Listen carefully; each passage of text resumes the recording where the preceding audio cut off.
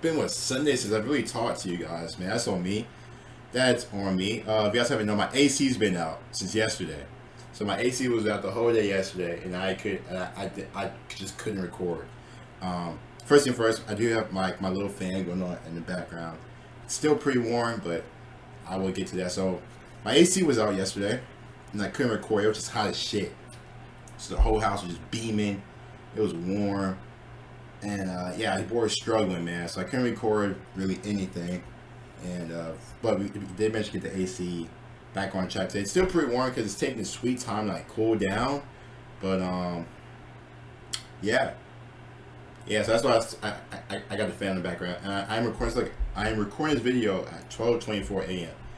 because the AC got damn when it comes like 5 or 6. And I wasn't really home, and I had shit that and I had stuff I had to do, so it's my apologies, but so sorry for that.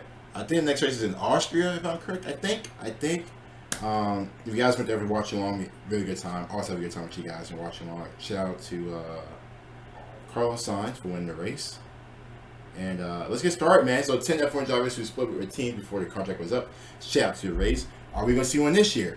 Possibly. We never know. Do not forget to touch the video and sub. Also, yes, I do have this towel around me because your boy, is, like I said, still is a tad bit warm in here. So, and if you see me a little, touching the forehead, just trying not to, trying to stay cool. That's pretty it. But yeah, it's going to be the only video you see me with the towel. This is a long ass intro. Let's get started. Saying goes, a contract sometimes isn't worth the paper it's written on.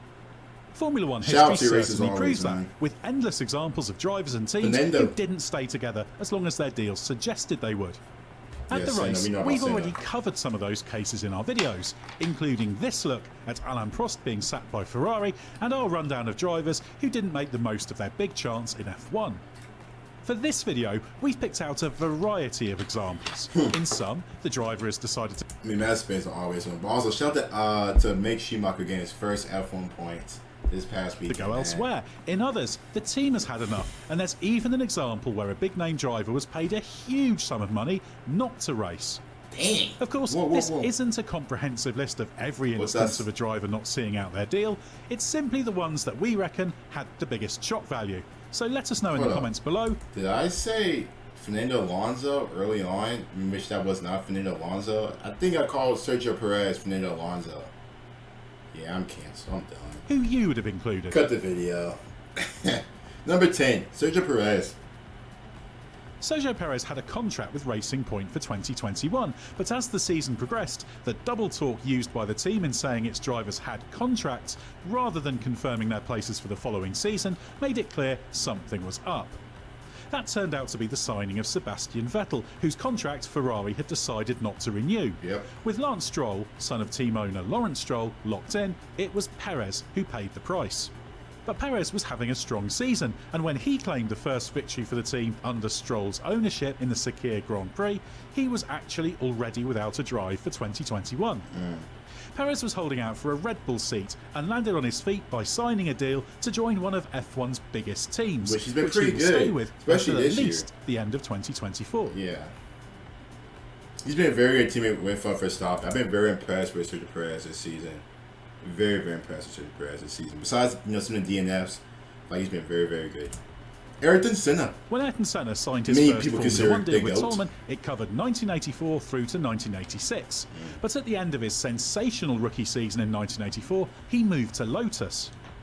While it was a controversial move that led to Senna being benched for the Italian Grand Prix, Senna was entirely within his rights. His deal contained a £100,000 buyout clause, over $250,000 in today's money, that Lotus triggered. However, the Toleman team was unhappy with the way this was handled, as Lotus announced Senna was joining for 1985 before formally activating that buyout clause. That's what led to him being suspended. Senna returned to see out the season, finishing third in his final race for Toleman at Estoril before heading off to Lotus. He gets suspended for that? Oh god, we know about him. Wait, so he gets suspended for that? That's funny. I would have never knew that. You get suspended for something like that. But 100,000 buyout clause? Oh, jeez. Like he said, that's worth millions Nikita now. Mazepin was preparing for his second season in Formula One with Haas in February 2022 when Russia invaded Ukraine during the first pre-season test in Barcelona.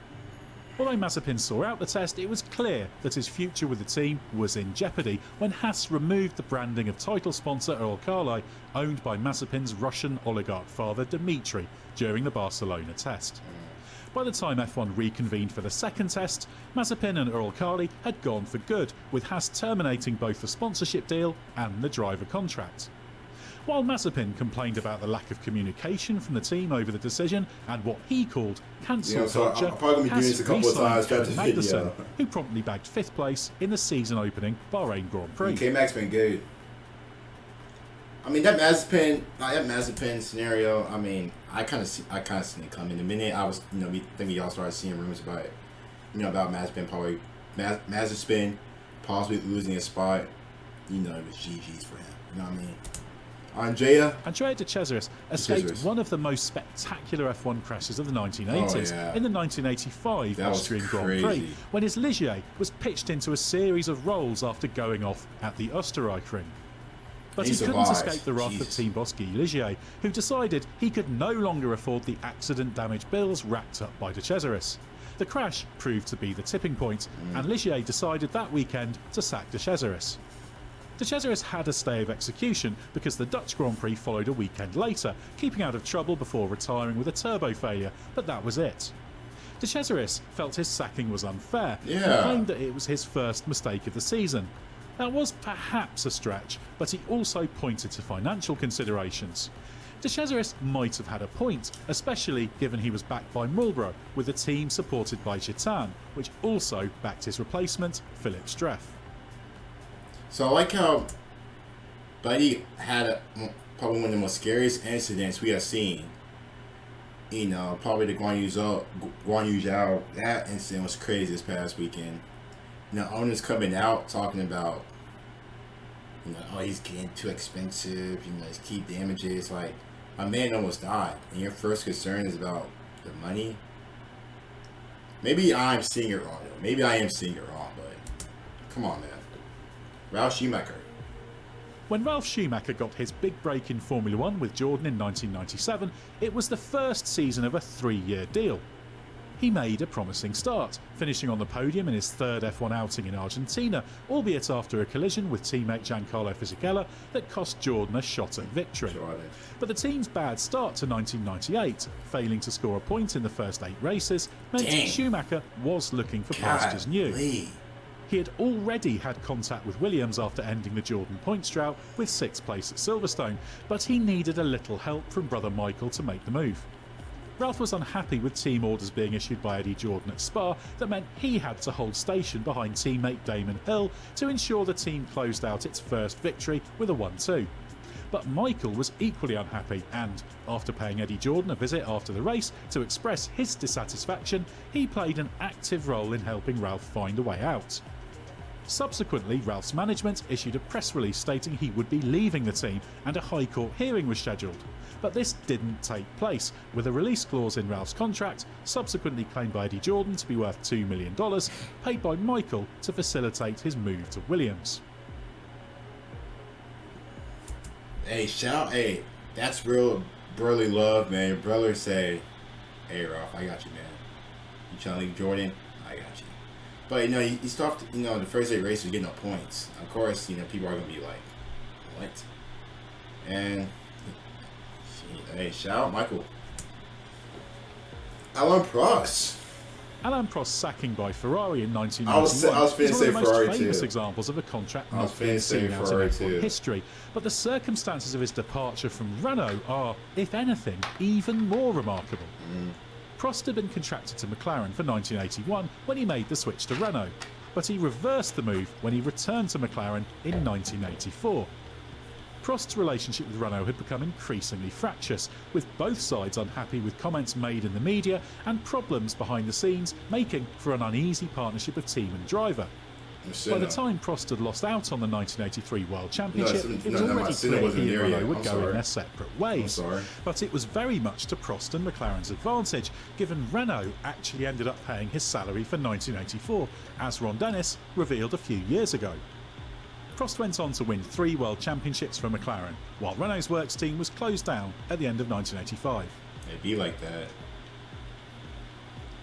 Heinz-Harald Frentzen. When Heinz-Harald Frentzen had a run at the World Championship in 1999 after joining Jordan, few would have foreseen this partnership coming to a sudden end 11 races into 2001. Alright, I'm going to try not to wipe my face Having no taken more. up an option in his contract, I don't want y'all to see season, fucking sweat Frentzen beating was down my damn notified of face his and shit. sacking by fax before his home Grand Prix in Germany. I was not listening to this one, so I'm sorry.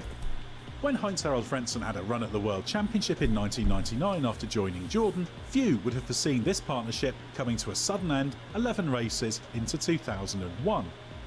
Having taken up an option in his contract for the following season, Frentzen was notified of his sacking by fax before his home Grand Prix in Germany.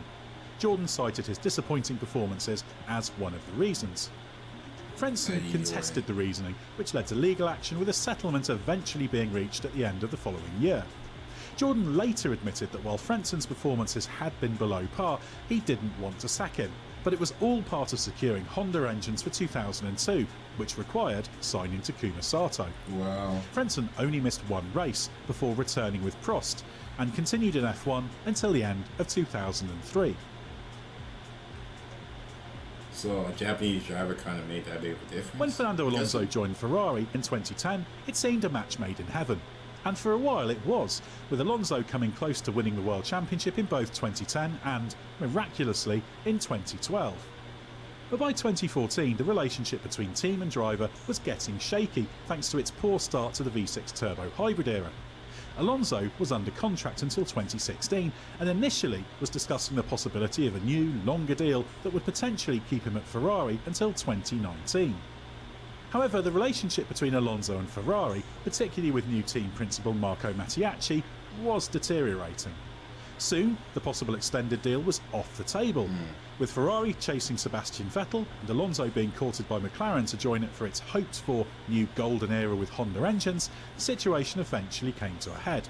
After all, Mattiacci wasn't happy to hear Ferrari's star driver was looking around, even while evaluating alternatives himself.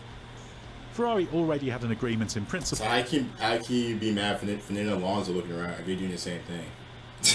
Okay. But that was subject to certain performance criteria not being met by Red Bull.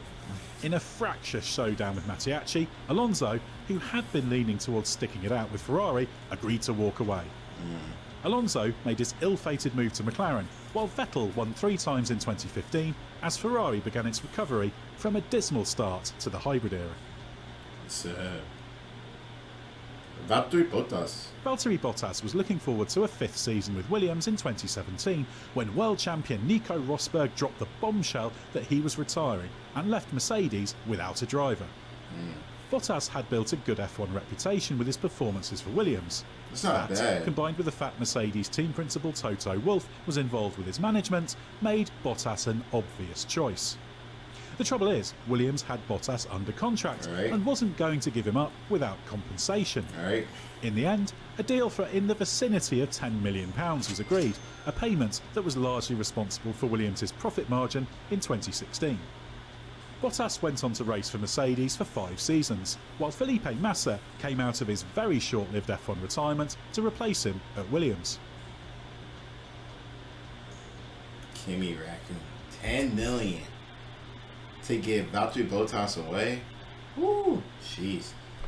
Kimi Raikkonen's Ferrari just imagine like Lewis Hamilton's and Max winning on his Verstappen's. first start for the team in Australia 2007 and going on to I win the World doubt they are going to Championship. leave their, But with his performances club, dropping off in 2008 and 9, Ferrari's sights were set firmly on Fernando Alonso. Raikkonen had a deal in place for 2010 as a result of an option that was triggered thanks to meeting the performance criteria. But with Santander coming on board and Alonso marking time at Renault, the decision was made to pay Raikkonen not to race in 2010 to make room for Alonso. Raikkonen was paid in the vicinity of $25 million for 2010, although he would have been paid a lesser amount had his talks with McLaren resulted in him staying in F1. Instead, he turned his attention to rallying for 2 years before returning with Lotus in 2012. Well, those are our choices. Make sure you join. That Kimi one's weird. I don't know if that should be number 1 though, but hey, probably just with the name. I think the Senna one's pretty interesting. The Alain Prost is interesting. I think Ralf Schumacher is probably the most interesting one because dude got paid. If I'm correct, Michael Schumacher basically paid, you know, $2 million, whatever, to get Ralf out of Jordan. Eddie Jordan must have seemed like he wasn't really a fan favorite, huh? Eddie Jordan. And obviously, Fernando Alonso is pretty good. I think they're all pretty good. You guys let me know which one was most memorable to y'all. Don't forget to like and sub, and see you guys later.